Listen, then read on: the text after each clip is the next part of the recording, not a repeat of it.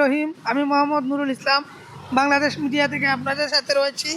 আমরা এই মুহূর্তে রয়েছি মেজরটিলা এলাকায়, সিলেট থেকে জাফলং রোডে মেজরটিলা এলাকায়।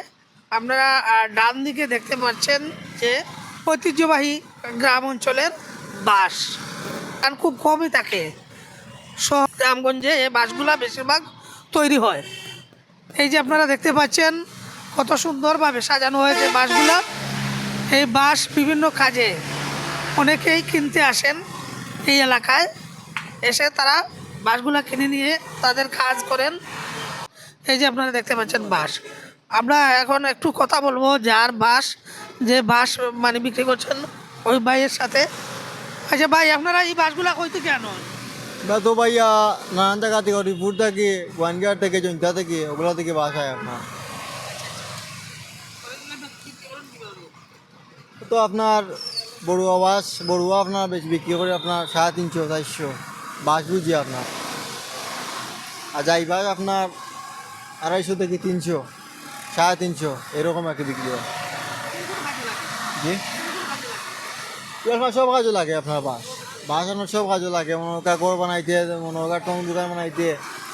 আপনার একটা মানুষ মারা গেলে তারও বাস লাগে। বাস আপনার প্রত্যেকটা কাজে আপনার বাস লাগে।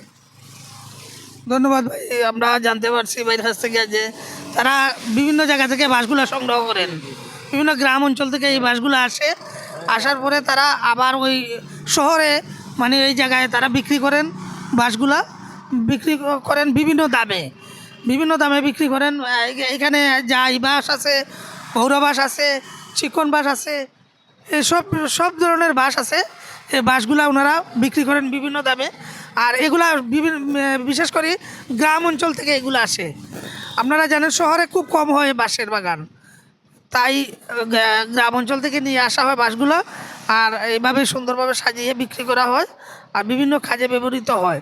এই বাসগুলো আপনারা দেখতে পাচ্ছেন লাইন বাই লাইন বাসগুলো রয়েছে মেজরটিলা এলাকা হচ্ছে সিলেট থেকে জাফলং রোডে যে ডান দিকে পড়ছে। আমরা আপনাদের সাথে এতক্ষণ বাংলাদেশ মিডিয়ার সাথে থাকার জন্য আপনাদেরকে ধন্যবাদ জানাচ্ছি। দৈনিক বাংলাদেশ মিডিয়া, সত্যের সন্ধানে সারাক্ষণ।